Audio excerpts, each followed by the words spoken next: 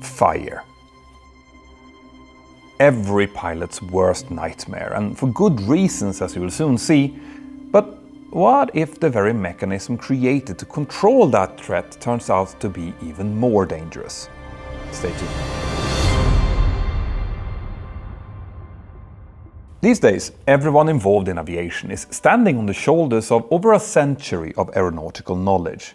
But I rarely go back to those early days when that knowledge was first emerging, which is why, in this video, we're stepping into a time machine and going back almost 80 years to tell the story of two accidents from the 1940s who truly changed aviation. In the second half of the 1940s, as the world emerged from the devastation of the Second World War, a fierce competition emerged as aircraft manufacturers sought to build bigger, better and faster airliners. In the United States, Lockheed had been working on a large, pressurized four-engine passenger airliner since way back in 1937, and their design became the beautiful Constellation, which, by the way, I have covered in quite some length over at my other channel, Mentour now. Anyway, the Constellation entered service in 1943 as the first mass-produced pressurized airliner, and that came as a real wake-up call for Douglas Aircraft, which hadn't even started designing a suitable competitor at that point.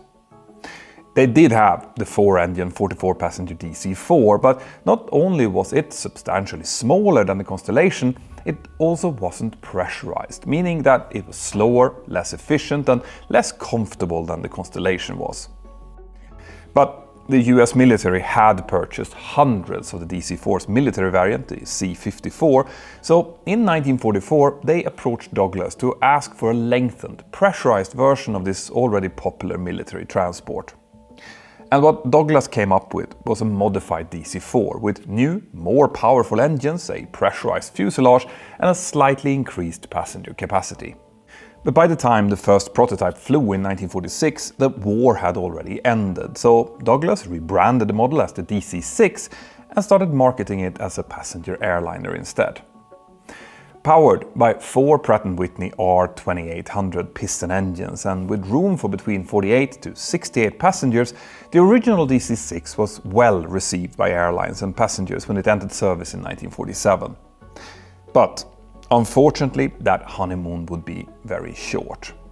Because it turns out that the DC-6 had been delivered with a truly shocking design flaw. On October 24, 1947, the crew of a nearly brand new United Airlines DC-6 reported for duty at Los Angeles International Airport in California, and they had been scheduled for a non-stop cross-country flight over to Chicago, and it was a mostly beautiful day along the route. The flight crew consisted of a 42-year-old captain with around 15,000 hours of total flying time and a 25-year-old first officer with 3,000 hours. But because the DC-6 was so new at this time, the two men combined had less than 200 hours on the type. On the ramp at LAX, the three stewardesses soon welcomed 47 passengers in through the aircraft air stairs, taking the total number of people on board up to 52 once the boarding was complete. Then, after completing the pre-flight checks, taxi and run-up, the LAX tower granted takeoff clearance to flight 608, and with a deafening chorus from its four massive piston engines, the DC-6 accelerated down the runway and eventually became airborne at time 10:23. They proceeded normally and soon left the immediate Los Angeles area, and climbing to their cruising altitude of 19,000 feet, the flight exited control airspace and continued northeast under their own navigation. The flight crew then checked in with United Airlines dispatchers at certain predetermined reporting points, allowing the company to track the flight's progress across Southern California, past Las Vegas, and into southwestern Utah. And it was over a remote area of Utah that things started to go very wrong. But before we get to that, I have to explain some of the systems on board the DC-6, the fuel system being the most important for this story. The DC-6's fuel system had basically been inherited from the DC-4, and it consisted of 8 fuel tanks in total, 1 main tank and 1 alternate tank for each of the 4 engines. In the cockpit, several levers allowed the pilots to configure which fuel tank was supplying which engines, something that on modern aircraft is heavily automated, but fully manual on the DC-6. Each of the 4 engines had a corresponding fuel source selector, which could be set to main, alternate or off. Now this was pretty straightforward. If it was set to main, it would draw fuel from its main tank, and if it's set to alternate, it would then draw from its alternate tank. But there were also 2 cross-feed levers, one for the right wing and one for the left wing, which allowed the pilots to feed multiple engines from the same fuel tank.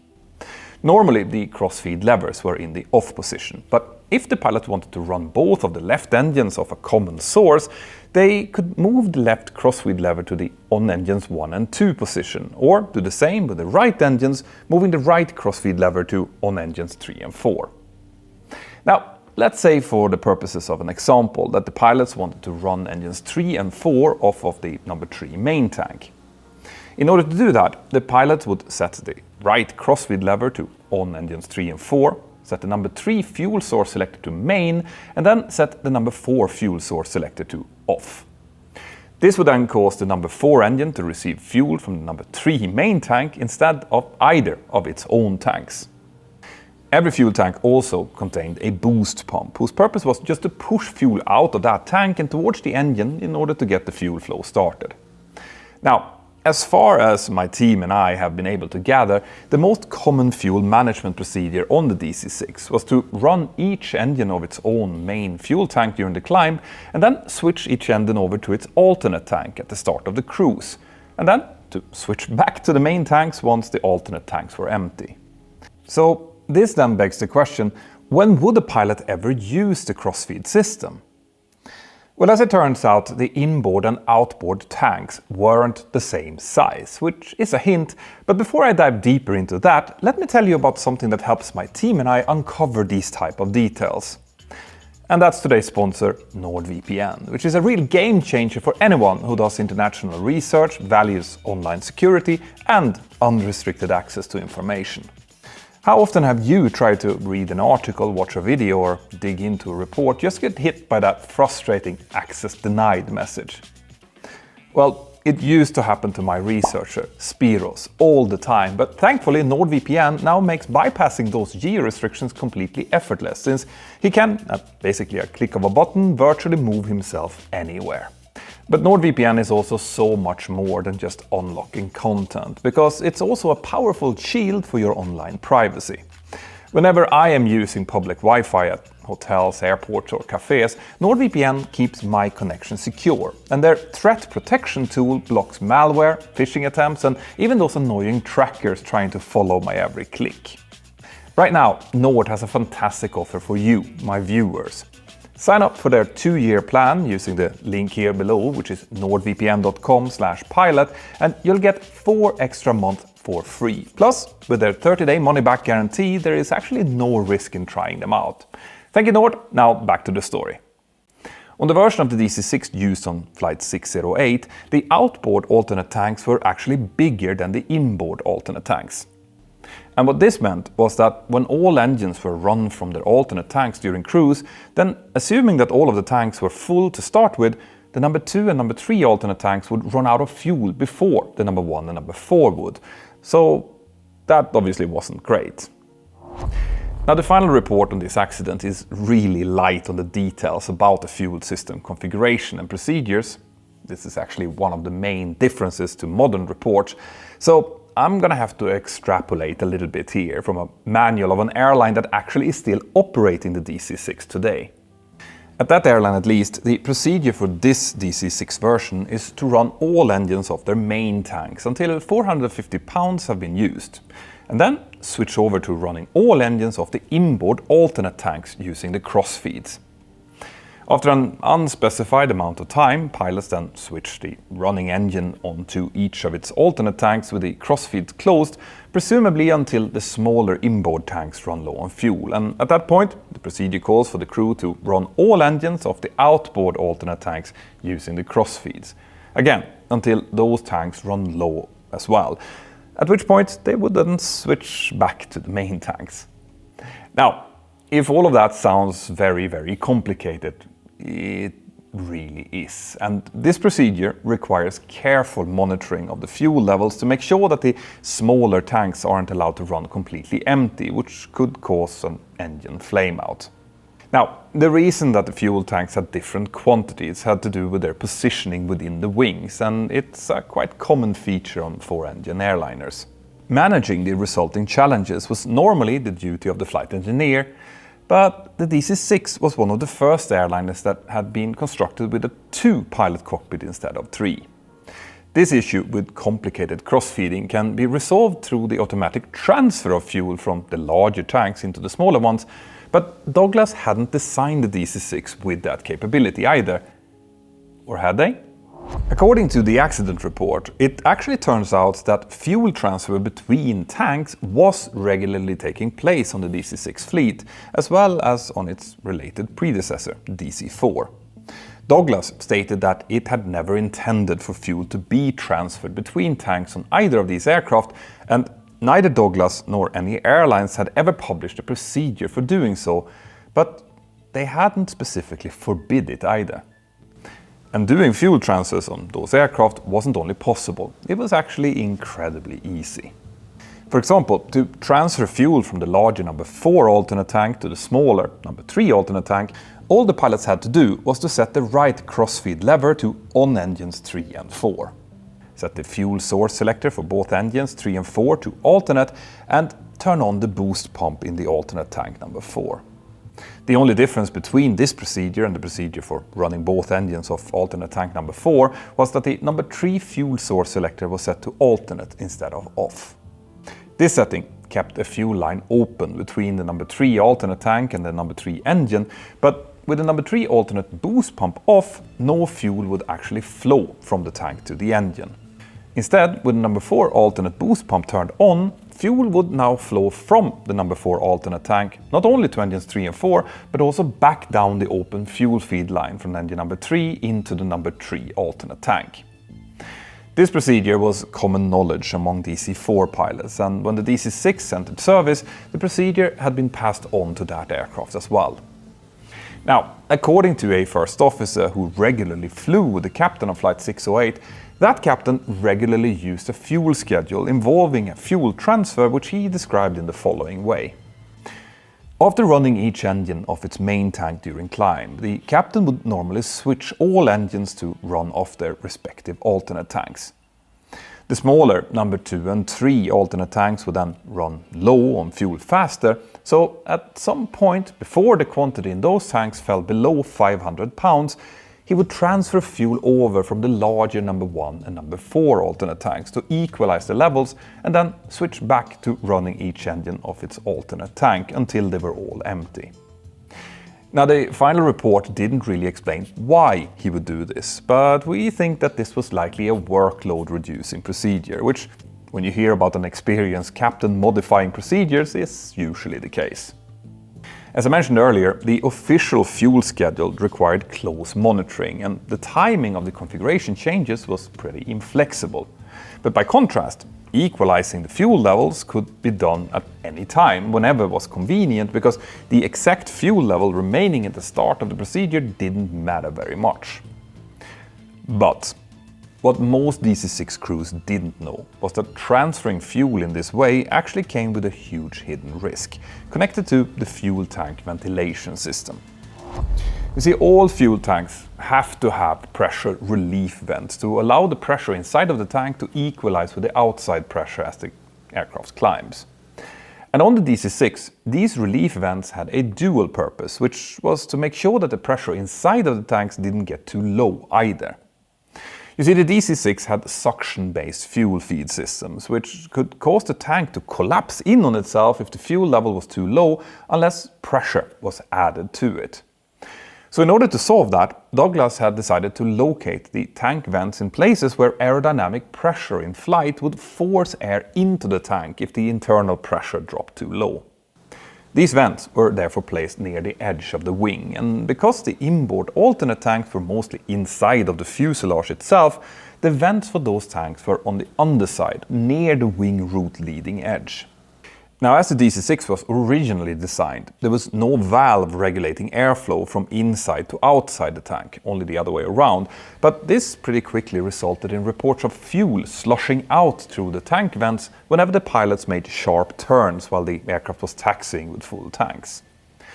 As a result of that, Douglas added a valve on the tank vents that would only open once the pressure differential between the inside and outside of the tank exceeded 2.5 pounds. And because they made this modification, Douglas was obviously aware that fuel could sometimes escape from the tank vents, which was a potential concern, given that the entire tank ventilation system was certified under the assumption that this could never happen.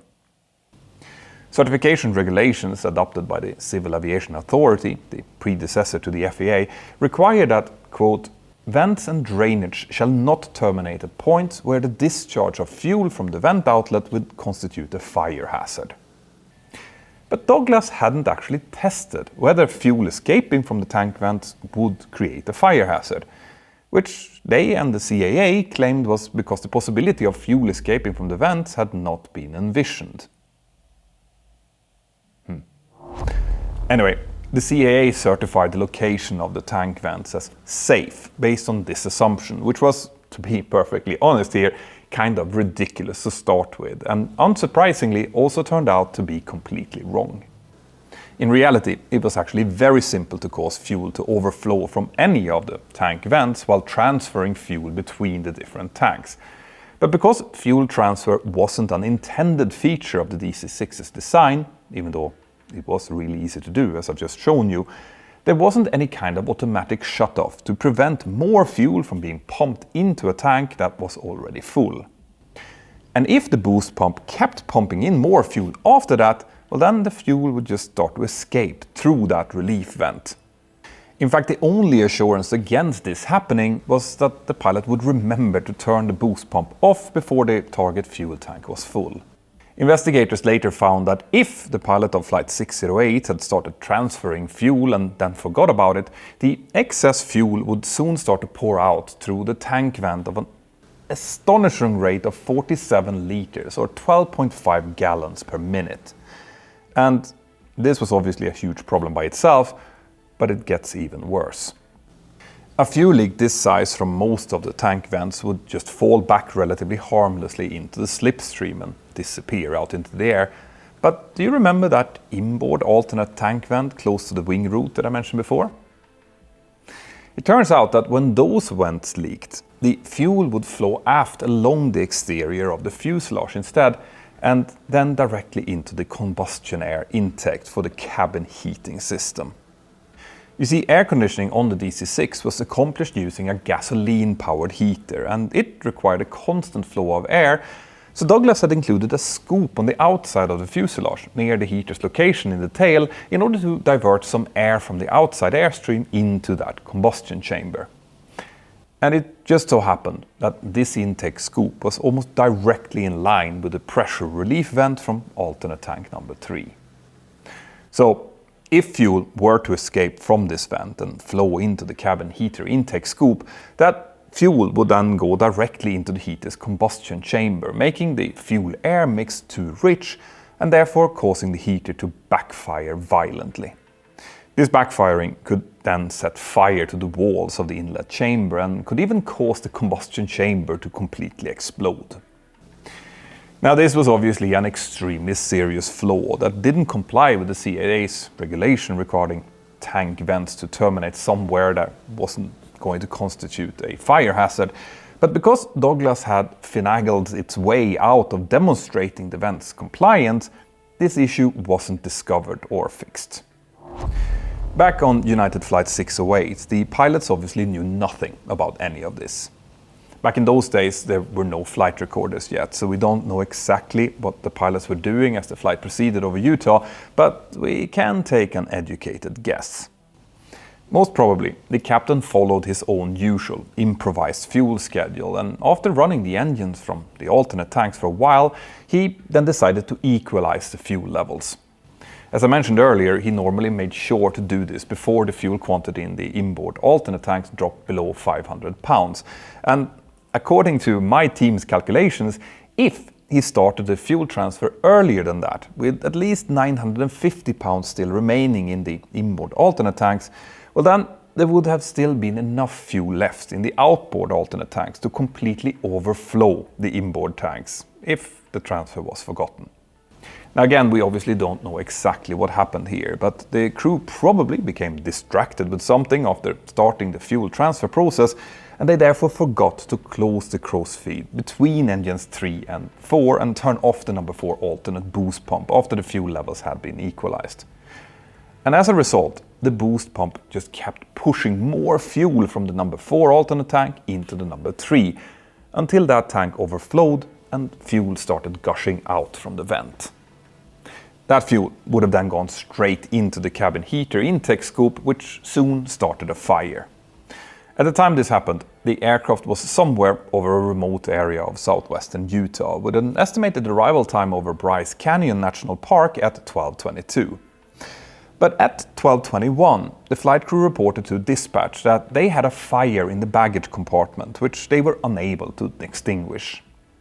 The pilots reported that they were going to make an emergency landing at Bryce Canyon Airport, which was a remote field serving the national park, and a few moments later they also added that the tail is going out, meaning that they were having issues with pitch control. Now most probably the crew thought that they had a baggage fire because the baggage compartment was the first place the fire spread to that was equipped with a smoke alarm. However, in reality, the fire at this point was actually spreading throughout the tail section and forward towards the center wing section along the underside of the fuselage. This meant that debris soon started falling from the plane while it was still 26 miles away from Bryce Canyon Airport. And when they were about 20 miles out, witnesses on the ground could see smoke pouring from the plane. By 15 miles, the fire was also visible on the outside of the aircraft, and around that time, the fire had spread far enough forward to reach the DC-6's deployable emergency landing flare, which were used to signal an emergency without the use of a radio. Those barium nitrate flares were stored in a compartment in the lower part of the right wing root, and when they ignited, they massively accelerated the blaze and created a glow that must have been visible for miles. And as a result, the fire also started to weaken the airplane's structure in this area, and a number of large items soon fell down from the plane, including the trailing edge right wing flap, the main cabin entrance door, the alcohol supply tank for the alcohol-injected engines, and an ice box from the galley. At this point, the fire had also likely spread inside of the cabin with such intensity that investigators believed that all of the passengers probably perished while the airplane was still in the air. But the pilots were somewhat shielded inside of the cockpit, and at 12:27 they transmitted, "We may make it, approaching a strip." Unfortunately, that was the very last anyone ever heard from Flight 608. At time 12:29, within sight of Bryce Canyon Airport, the fire finally destroyed the control cables connecting the pilot's controls to the elevator in the tail, which caused a complete loss of pitch control. The airplane then entered a dive from a low altitude and crashed into a plateau, finally killing everyone that was still left alive on board. Now, as tragic as this accident was, it sadly still wasn't the end of this story.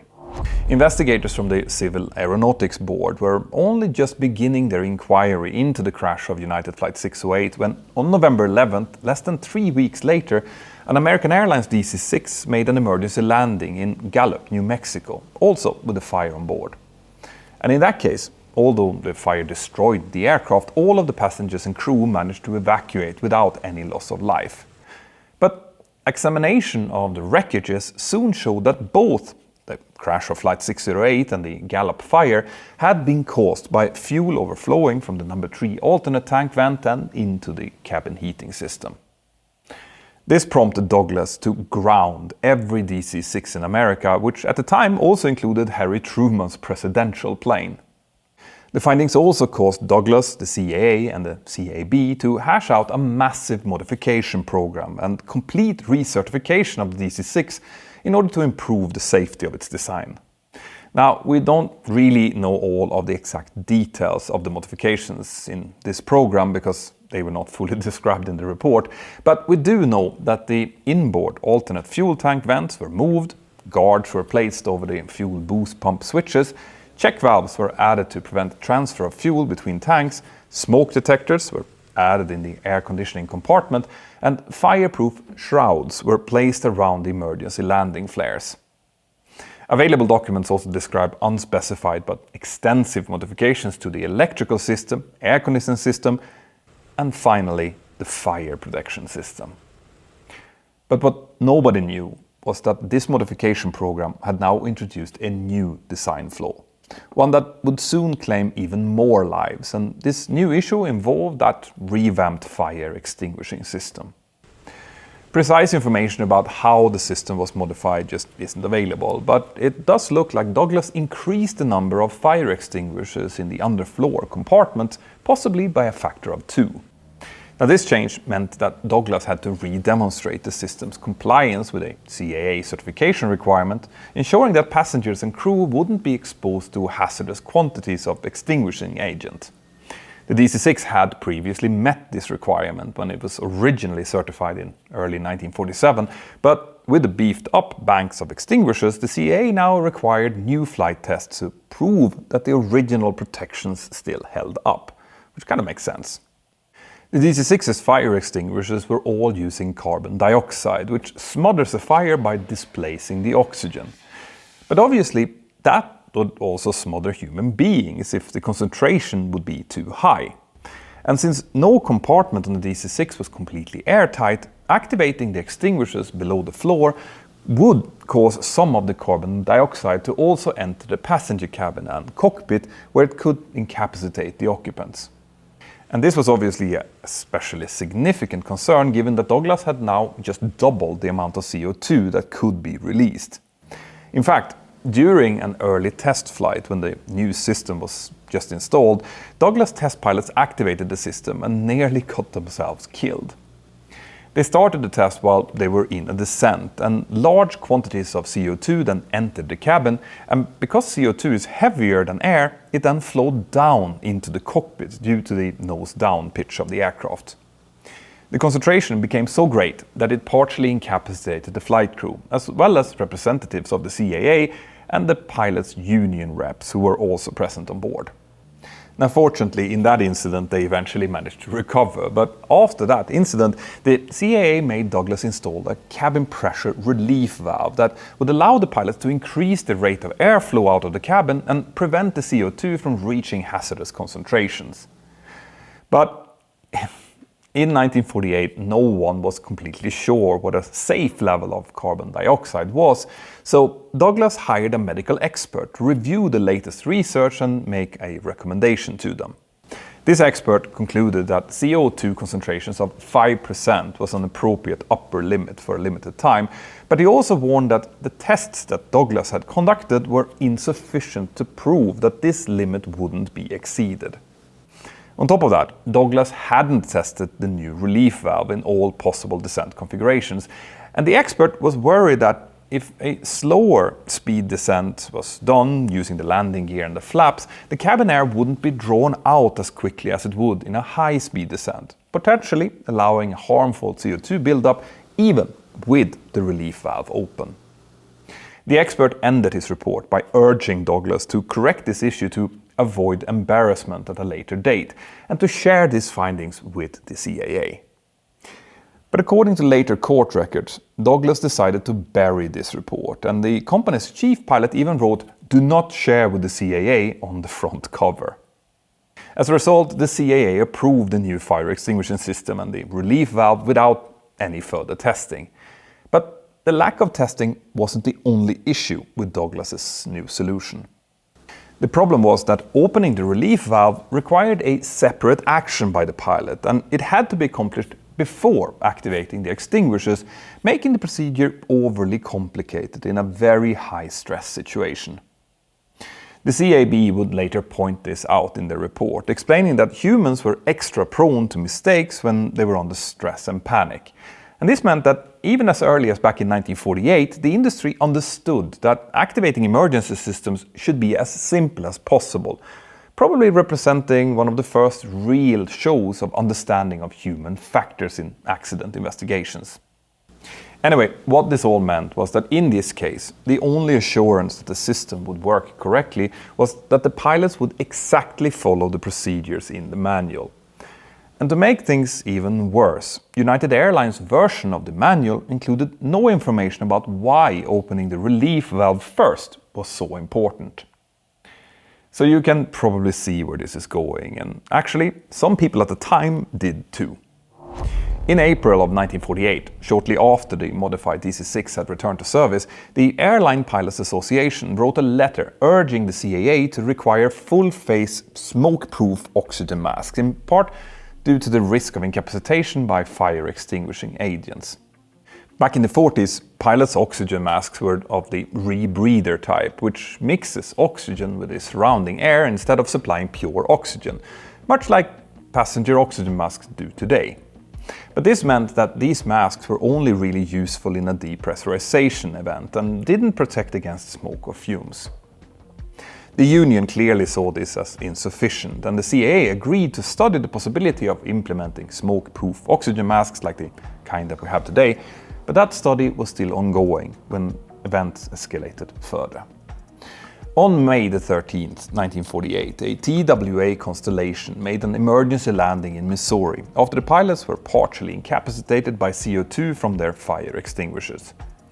During the investigation into that incident, a test flight nearly met the same fate, which prompted the Air Transport Association, an industry group, to send out an urgent telegram on June the 10th to several airlines, describing the problem on the Constellation and warning that they had reason to believe that a similar incident could happen on the DC-6 as well.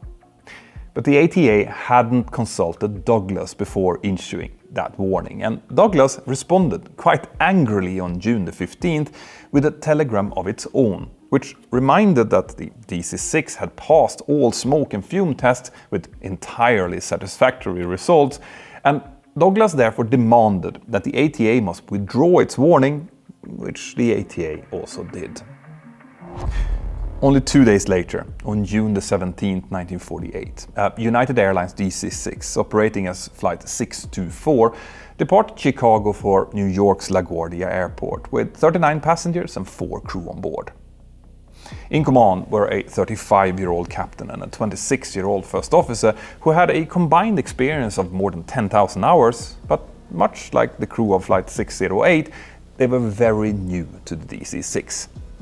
In fact, the captain had only 30 hours on the type, and it's virtually certain that he didn't know the full reasoning behind the newly added emergency cabin pressure relief valve. Anyway, after climbing to its cruise altitude of 17,000 feet, the flight proceeded normally, and the captain reported at time 11:55 that the plane was in good working order. But at time 12:31, somewhere over eastern Pennsylvania, Flight 624 suddenly transmitted a frantic and garbled distress call in which the pilot said that they had received a fire alarm in the baggage compartment, that they were activating the extinguishers, and that they were now in an emergency descent. The tone of voice in the transmission was very agitated, and it was clear that the pilots were under great stress, as I can definitely understand.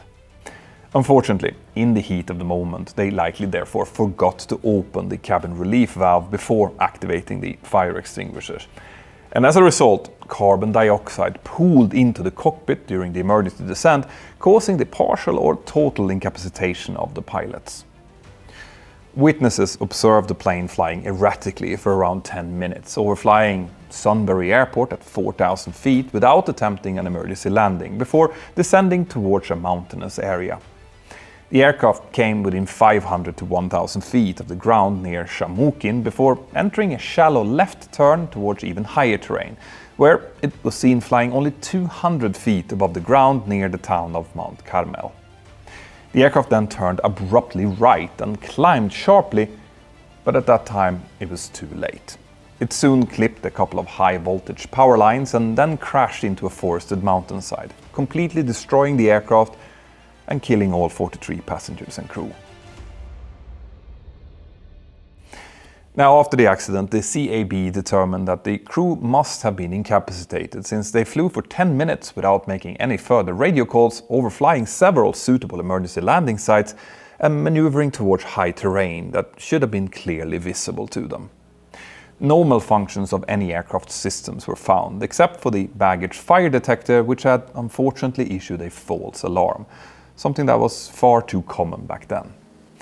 In its final report, the CAB criticized Douglas Aircraft for designing an emergency system that was too complex to be reliable in a real emergency, and for downplaying the risk of CO2 incapacitation on the DC-6.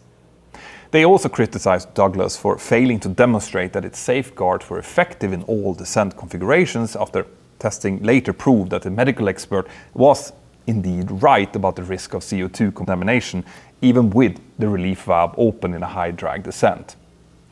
The fire extinguishing system was then redesigned so that the cabin relief valve and the extinguishers could be activated using a single switch. And Douglas increased the number of vents to ensure that CO2 was properly evacuated in every possible configuration. On top of that, the CAA also mandated full-face fume-proof oxygen masks for all DC-6 pilots, which has since become the standard throughout the industry. Now, Douglas ultimately ended up losing a court case filed by the victims' families and was forced to pay a record penalty after their defense lawyers had been caught trying to erase the words "do not discuss with CAA" from the cover of the medical report before submitting it as evidence. And this wouldn't be the last time that the Douglas company, or later McDonnell Douglas, would find themselves in hot water because of a partly covered up design flaw, as you can actually see in these videos that I recommend you see next. Now, if you want to enjoy my next video before anyone else, then please join my Patreon crew, and we can then discuss any questions that you might have in our next Zoom Hangout. My name is Peter Hörnfeldt, you are watching Mentour Pilot. Have an absolutely fantastic day, and I'll see you next time. Bye bye.